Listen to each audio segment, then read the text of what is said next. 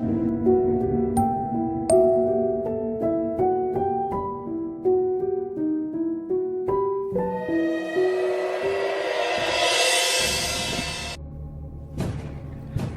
Saraswati. Menurut ibuku, aku ini terlahir istimewa. Berbeda dengan kebanyakan orang pada umumnya. Ketika aku kecil, jarang sekali aku menangis. Bahkan bidan yang menolong persalinan ibuku pun sempat khawatir.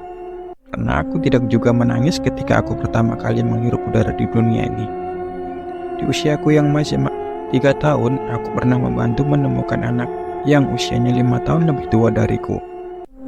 Menurut cerita ibuku, anak yang tinggalnya masih satu kampung denganku itu hilang diculik oleh kolong wewe. Aku yang terus berteriak menunjuk ke suatu arah membuat ayahku pun membawaku ke tempat yang aku tuju. Dan orang-orang menemukan bocah laki-laki itu. Setelah aku duduk di kelas 2 SD, aku baru menyadari bahwa aku memiliki kemampuan yang jarang dimiliki orang lain. Hingga ada beberapa tetangga kampungku yang pernah meminta tolong ketika mereka sedang ditimpa sebuah masalah.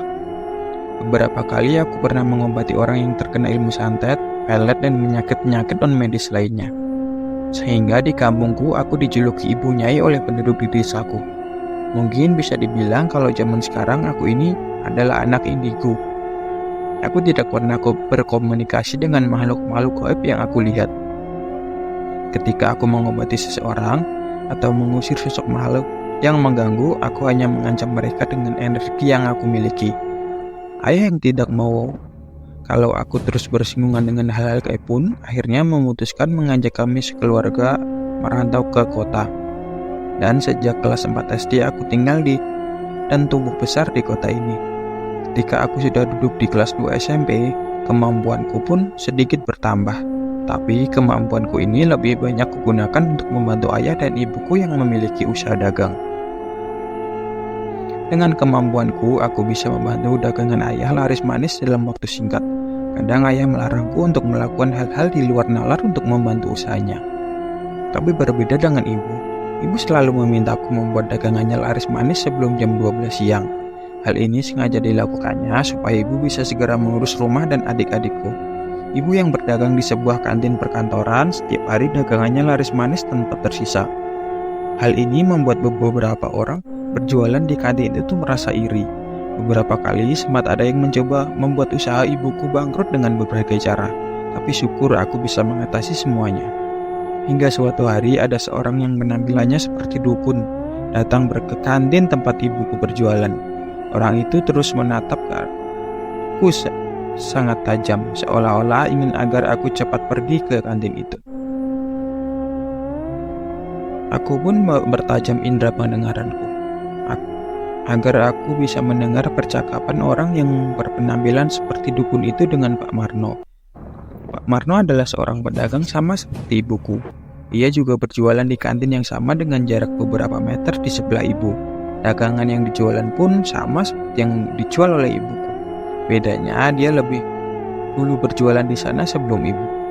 Di kantin, ibu berjualan memang ada beberapa orang yang menjual dagangan yang sama. Ada 2 orang yang berjualan bakso, ada juga yang sama-sama berjualan siomay dan lainnya.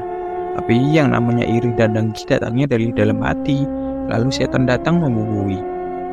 Aku sempat terkejut ketika dari tempat ibuku berjualan, aku mendengar percakapan antara Pak Marno dan lelaki tadi.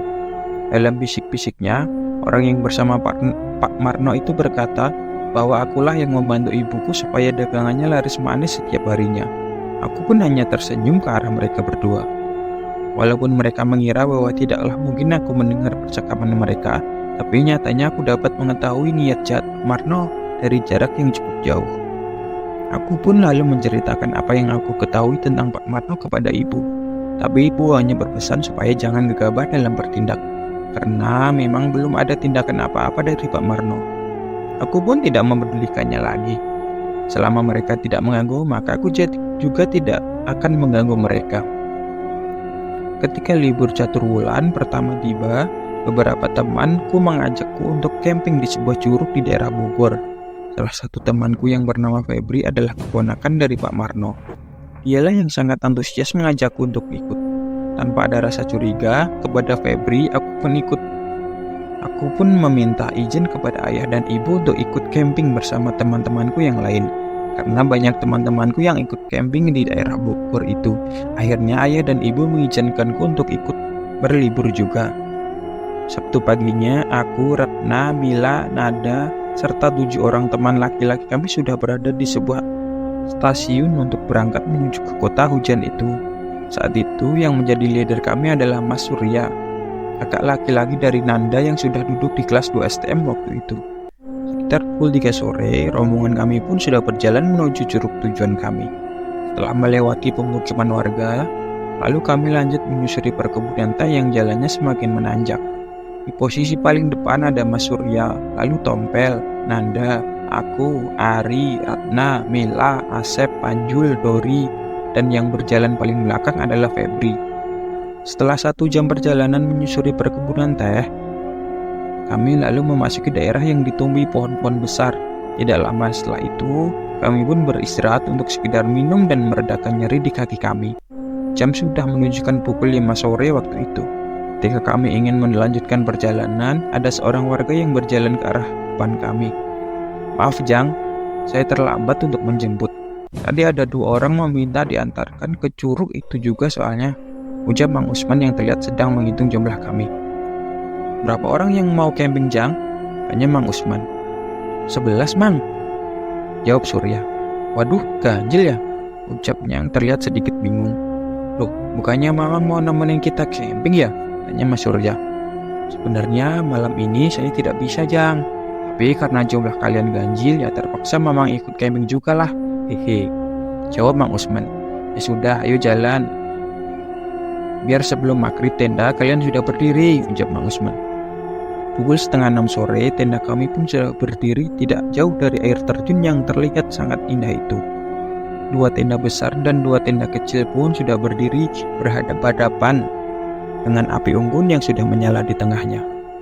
Aku yang sedari awal tidak merasakan adanya hal-hal aneh pun memulai menajamkan indera pendengaran dan penglihatanku.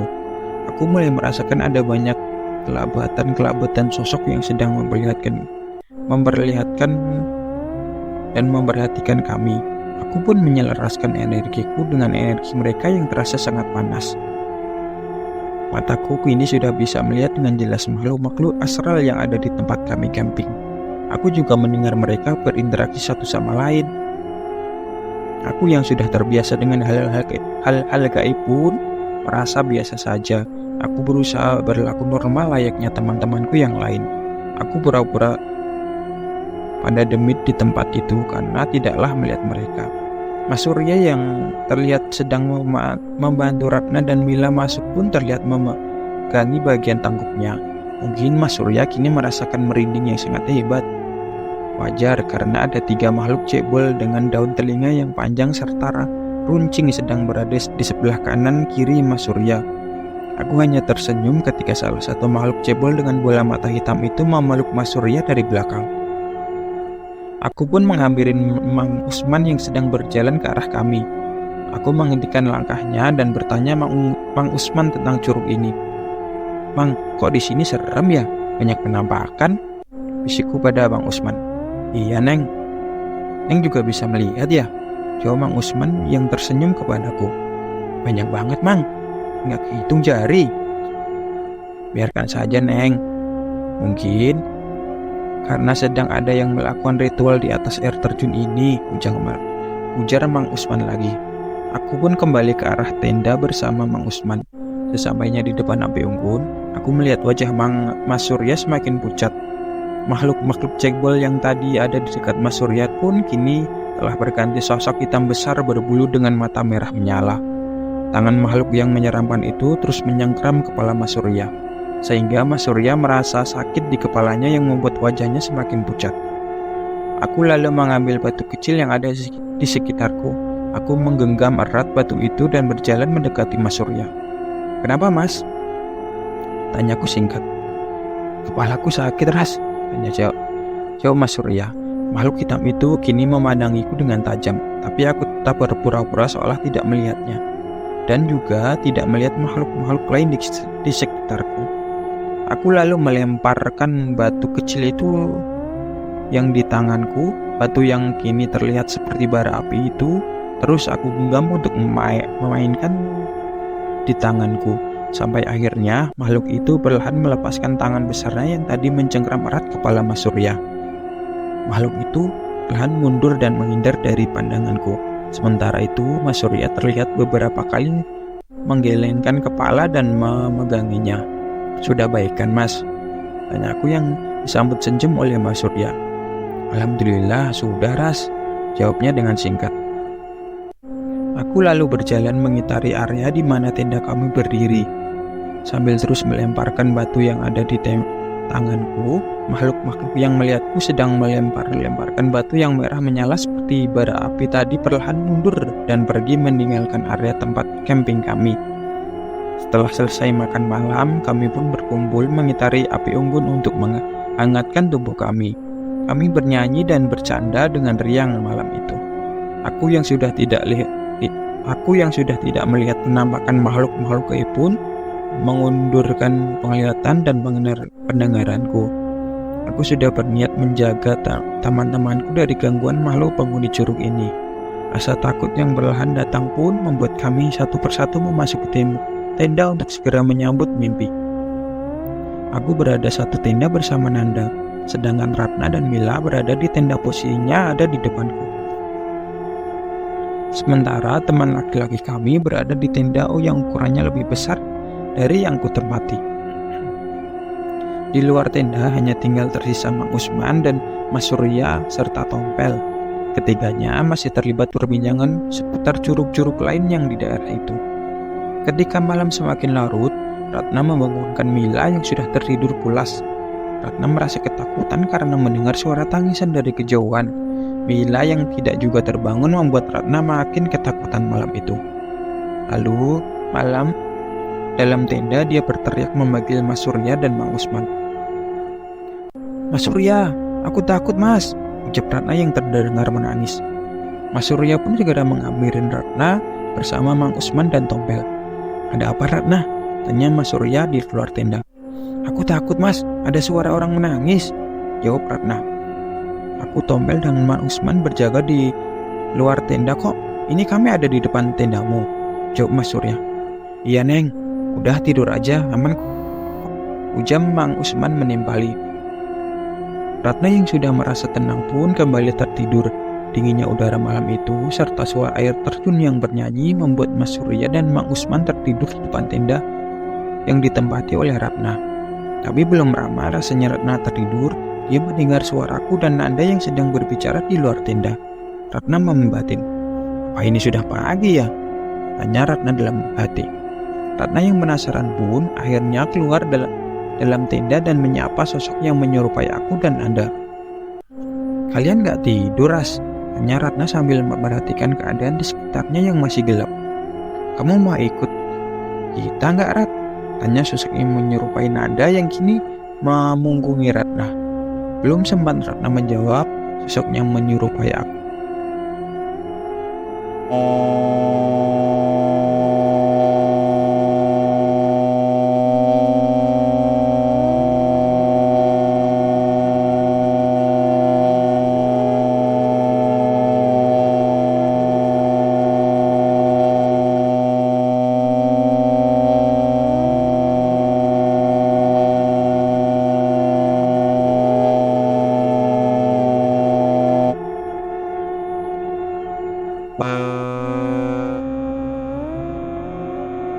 di luar tenda mencoba mempertajam penglihatanku. Tapi tidak nampak satu sosok pun makhluk gaib yang ada di sekitar kami. "Kita harus segera memanggil Pak Haji Dajat, Neng. Sepertinya beliau mengembalikan Neng Ratna," ujar Mang Usman yang semakin kebingungan. Aku pun mendekat di tempat Mas Surya, Mang Usman, Tompel, dan Panjul berada. Aku lalu bertanya kepada Mang Usman ke arah mana Ratna berjalan tadi. Mang Usman hanya menunjuk ke arah air terjun yang terlihat oleh cahaya senter yang kami arahkan. "Mana mungkin sih Mang, di sana nggak ada jalan lain," ujar Tompel yang masih menyendiri air terjun tersebut. "Sumpah Jang, saya teh melihat dengan mata kepala saya sendiri. Tadi Neng Ratna berjalan mengikuti sosok putih yang berambut panjang. Lalu keduanya hilang di balik air terjun itu?" jawab Mang Usman makin kebingungan. Aku lalu mengambil 7 buah batu kecil, lalu aku menggenggamnya erat di tangan kananku. "Pegang ini, Mas. Nanti kalau ada yang mendengar suara-suara tanpa wujud, lemparkan batu itu ke arahnya, dan begitu juga kalau ada melihat penampakan makhluk-makhluk gaib, lemparkan batu itu. Aku akan menyusul Ratna dan membawanya kembali," ujarku memperjelaskan kepada mereka. "Bahaya, Ras. Memangnya kamu tahu Ratna berada di mana?" tanya Mas Surya. "Iya sih, Ras. Nanti malah tambah ngerepotin kita kalau kamu ikut hilang," ujar Tompel yang masih mengarahkan senter ke arah air terjun. "Insya Allah, aku bisa, Mas," jawabku dengan tenang. Aku pun kembali mengambil 3 buah batu yang ukurannya lebih besar dari yang kuberikan kepada Mas Surya tadi. Aku lalu minta Tompel dan Mas Surya untuk mematikan senternya dan kembali ke tenda untuk menjaga yang lain. "Ras, jangan konyol lu," selak Panjul. "Bawel lu, Panjul," jawabku singkat dan mulai berjalan ke arah air terjun itu berada. Aku yang sudah berdiri di dekat air terjun itu sempat merasa kesulitan karena harus menahan dinginnya air di malam itu. Tapi aku salurkan energi ke seluruh tubuhku dan juga ke sebuah batu yang ada di tangan kananku. "Masa kita diem aja, Pak?" jawab Surya sambil terus memperhatikan aku yang sedang berdiri di depan air terjun itu. "Neng Saras teh punya indera keenam. Memang kalian belum tahu?" tanya Mak Usman kepada Mas Surya, Tompel, dan Panjul. "Sekarang bawa sebagian batu ini ke tenda kita. Jangan sampai ada lagi teman kalian yang dibawa oleh demit-demit tempat ini lagi," pinta Mak Usman kepada Mas Surya. "Wih, nunggu di sini aja, Mas, buat temenin Mak Usman," seletuk Tompel. "Ya udah, ayo Jul, kita balik ke tenda," ucap Mas Surya yang dibalas anggukan kepala oleh Panjul. Aku yang sudah menanamkan penglihatan dan pendengaranku serta menyalurkan energi ke beberapa batu yang ada di tanganku pun bersiap untuk menyerang tempat tinggal makhluk-makhluk gaib itu. Aku mundur beberapa langkah, mengambil ancang-ancang dan melemparkan batu yang kini berwarna merah menyala ke arah air terjun itu.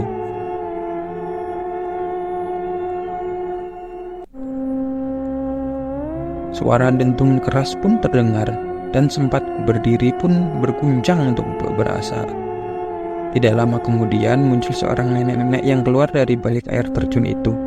Nenek itu memegang kayu.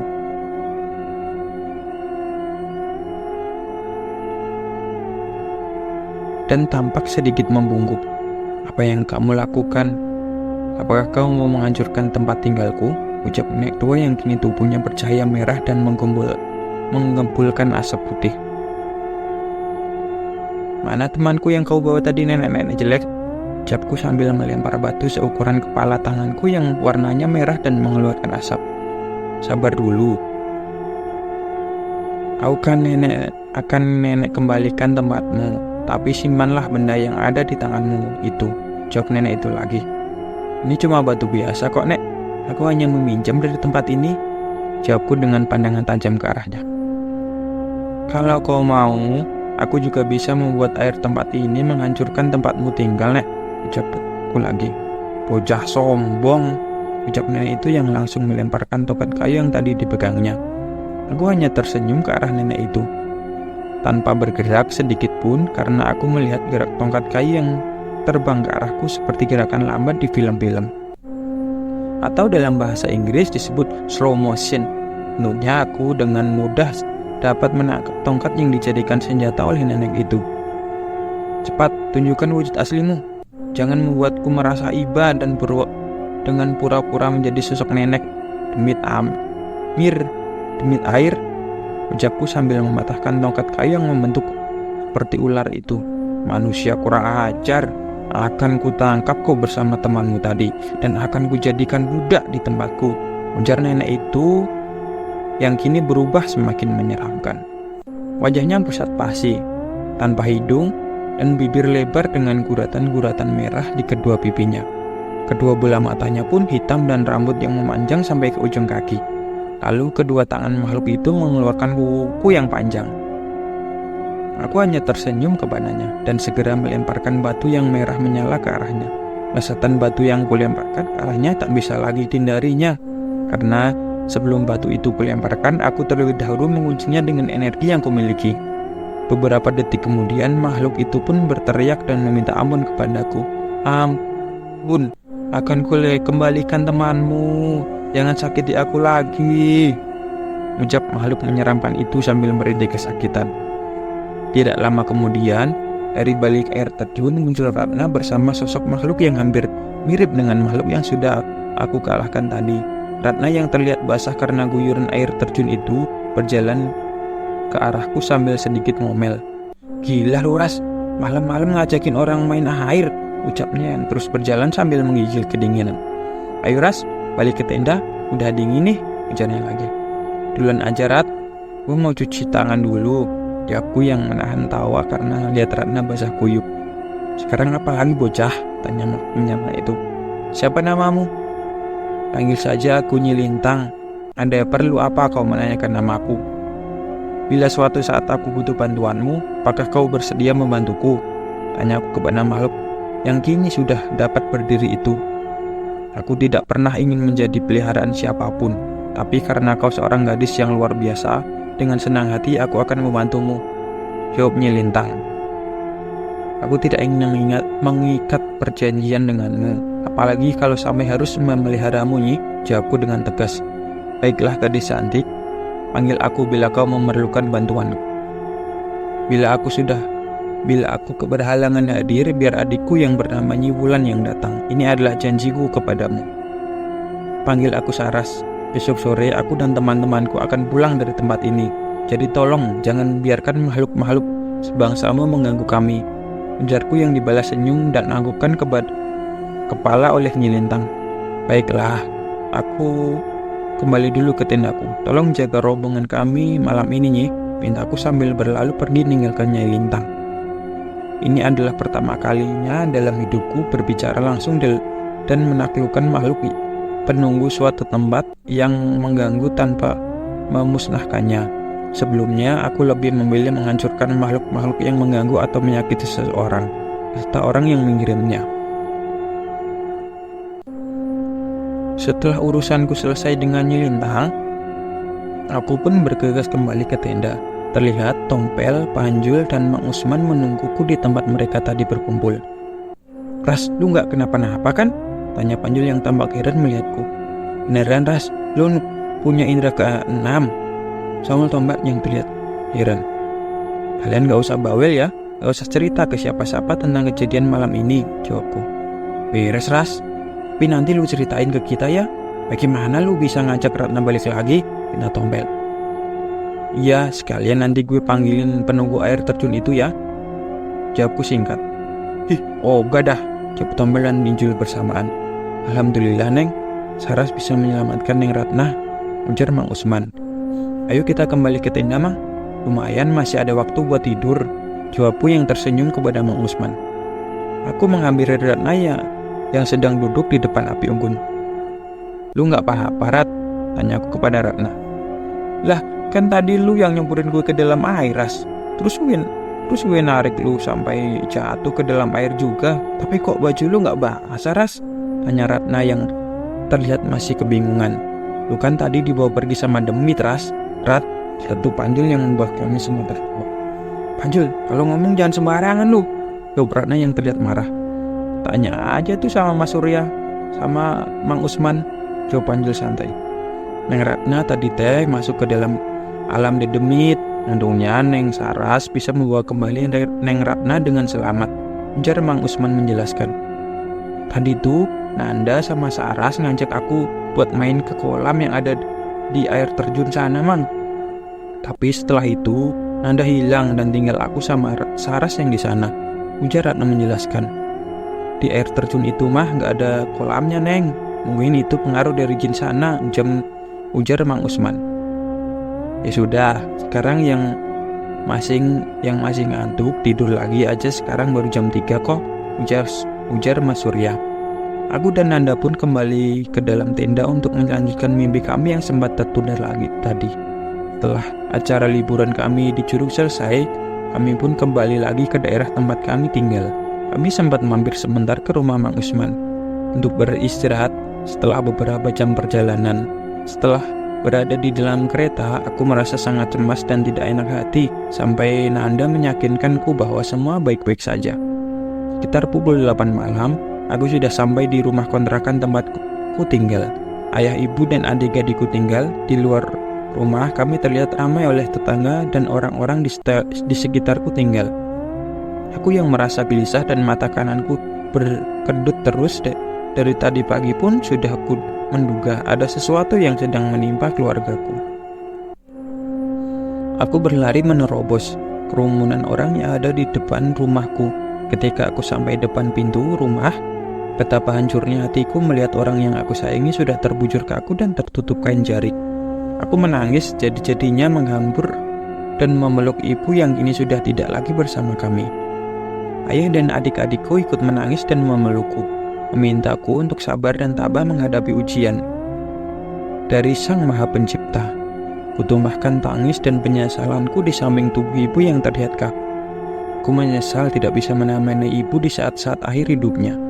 Ketika aku sudah bisa menguasai diri dan sudah mulai mengikhlaskan kepergian ibu, aku lalu membuka kain penutup wajah ibu.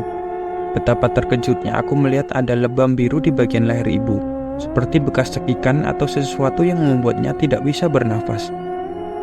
Aku lalu menghampiri ayah dan menanyakan bagaimana kejadian ibu sebelum dia pergi. Setelah memakan bubur yang diberikan Pak Marno, tadi pagi ibumu merasa pusing dan mual ras. Ayah lalu membawa ibu ke puskesmas. Tapi kata dokter semuanya normal, tidak ada tanda-tanda keracunan makanan atau hal lainnya. Malah dokter itu meminta ayah supaya ayah membawa ibumu ke bidan. Mungkin ibumu sedang mengandung lagi, kata dokter itu. Ayah menjelaskan kepadaku dengan mata berkaca-kaca. Jam berapa ibu pergi ya? Tanyaku lagi. Sekitar habis maghrib. Ibumu mengeluh mual dan lehernya sakit. Tidak lama setelah itu ibumu terjatuh dan dia sudah tidak ada darah, jawab ayah. Aku yang mencurigai sesuatu pun mulai menajamkan penglihatan dan pendengaranku serta kemampuanku yang lainnya. Aku mencium adanya kejanggalan yang menimpa ibu. Aku kembali mendekati tubuh ibu dan memeriksa denyut nadinya dengan seksama. Alhamdulillah, bisikku pelat ketika aku mendapati denyut nadi ibu yang sangat lemah.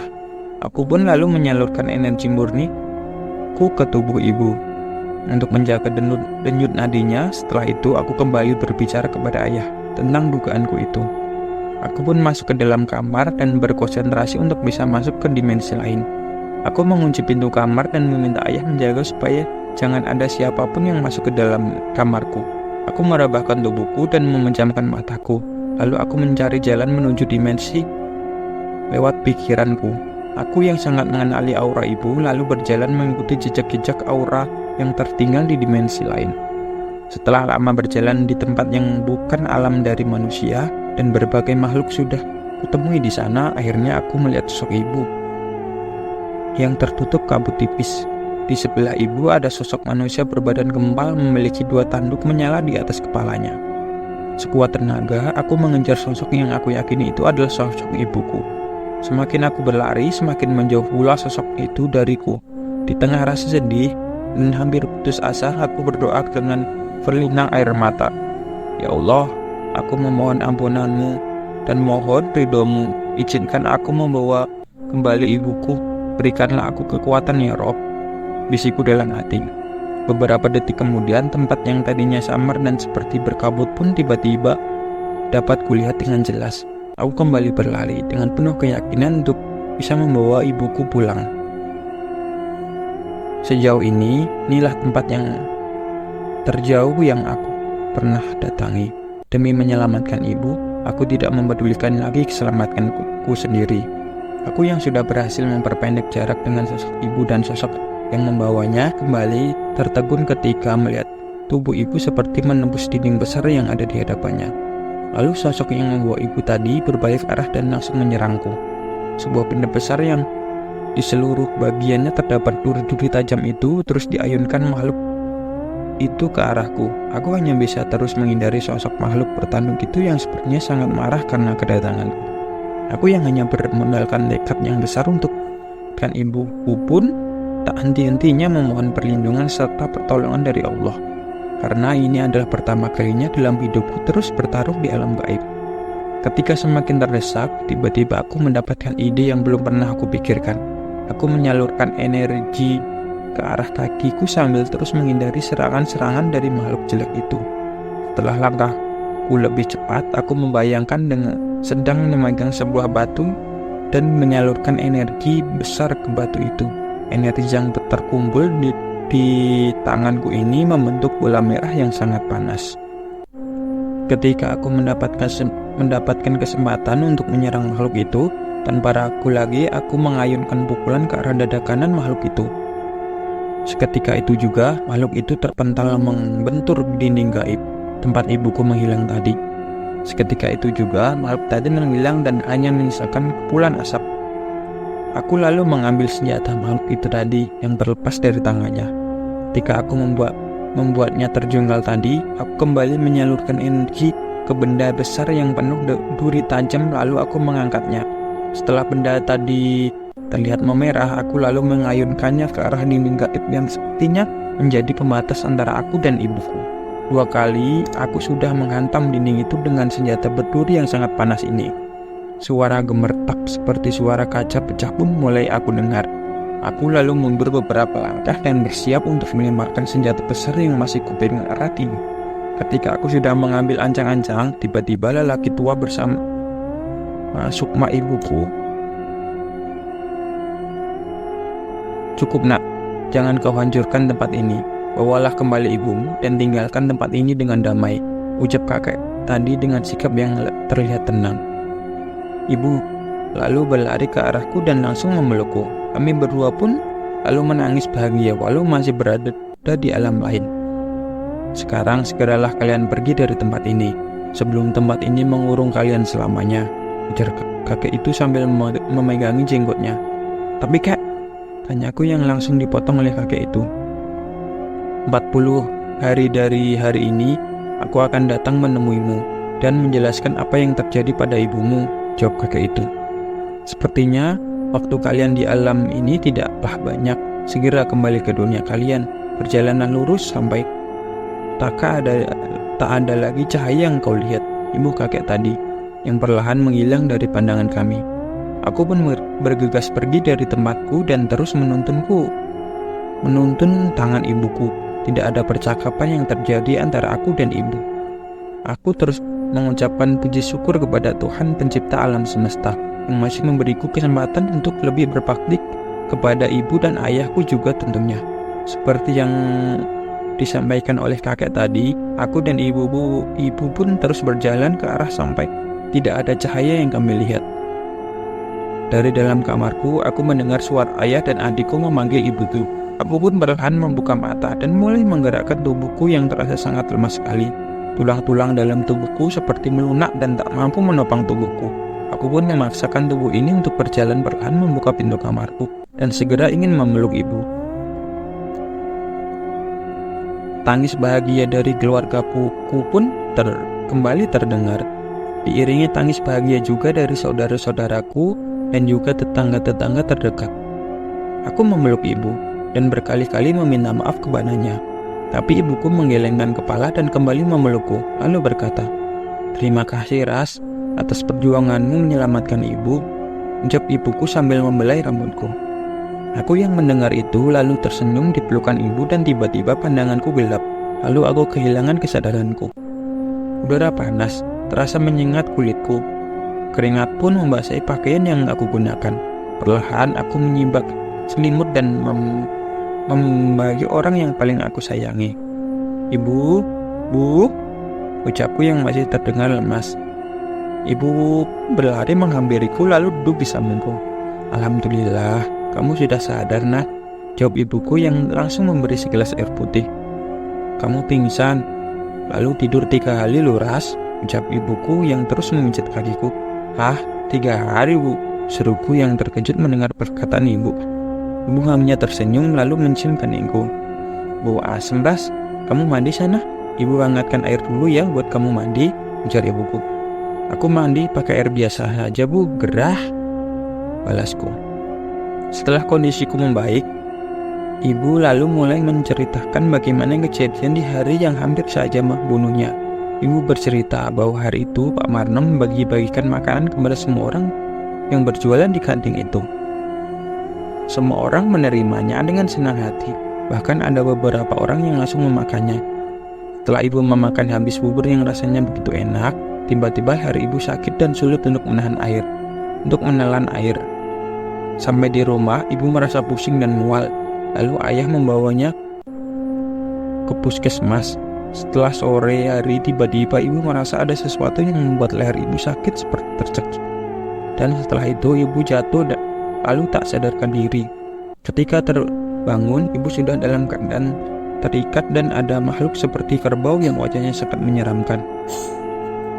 Jadi Pak Maharno ya Bu, biang keladi masalah ini, tanyaku pada ibu. Sudah, biarkan saja Ras, jangan membalasnya untuk kali ini, minta ibuku. Kami harus bisa mengendalikan diri, menahan emosi dan tidak bersikap gegabah nak. Iya Bu, jawabku singkat. Kali ini aku menahan diri, tapi sekali lagi dia berani menyakiti ibu dan keluarga kita yang lain, maka aku akan membalasnya Bu, ucapku dengan tangan terkepal. Punya kemampuan itu tidak boleh berlaku semena-mena Ras. Apa yang kamu miliki itu anugerah dari Allah. Gunakanlah untuk kebaikan, ujar ibuku sambil memegang tanganku. Iya Bu, jawabku dengan memasukkan senyum ke arah ibu. Assalamualaikum, terdengar suara ramai di depan pintu rumah. Waalaikumsalam, jawab ibu yang langsung berjalan ke pintu depan. Ras, ada teman-temanmu nih, ucap ibu dari ruang depan. Aku pun berjalan menghampiri teman-temanku yang datang untuk menjengukku. Terlihat beberapa temanku yang beberapa hari lalu pergi bersamaku, tapi tak ada satu orang yang kedatangannya sangat aku harapkan itu. Setelah berbagi cerita bersama, Nanda, Ratna, Mila, Tompel, Panjul, dan yang lainnya pun berpamitan untuk pulang. Aku pun mengantar mereka sampai di ujung gang tempat tinggalku. Banyak ibu-ibu dan tetangga-tetanggaku yang meminta menceritakan apa yang kualami malam itu. Tapi aku hanya tersenyum mendengar rasa penasaran mereka. Sore hari pun tiba. Aku kembali teringat pesan kakek yang membawa ibuku dari dalam dinding gaib waktu itu. Kakek itu berkata akan datang menemuiku setelah 40 hari. Setelah 40 hari, aku yang merasa tubuhku sudah pulih kembali mencoba membuka energi dan mata batinku. Tapi sungguh aku terkejut ketika aku rasakan sensasi berbeda dari sebelumnya. Penglihatanku lebih jelas dan pendengaranku pun lebih tajam saat ini, sampai aku bisa mendengar sesuatu dari dalam hati seseorang. Ketika aku mencoba menyalurkan energi ke seluruh tubuhku, tiba-tiba aku melihat seseorang yang sedang berjalan menuju ke rumahku. Orang inilah yang kehadirannya aku tunggu, dan orang inilah yang membuatku segera bangkit menuju kamar untuk mengganti baju serta berdandan secantik mungkin sore itu. Halah, anak SMP, awas ya kalau sampai pacaran, celetuk ibuku yang melihatku sedang berganti pakaian dan tercium wangi parfum yang sangat semerbak. Kamu mandi pakai parfum Ras, semerbak. Kamu mandi pakai parfum Ras, ujar ibu yang terdengar bawel seperti biasa. Ibu, jawabku. Awas kalau kamu pacaran, kamu masih bau kencur, ucap bisik ibu di telingaku. Ya Bu, jawabku singkat lalu keluar rumah untuk menunggu seseorang yang waktu itu spesial di hatiku. Orang itu adalah Arga Ardianto.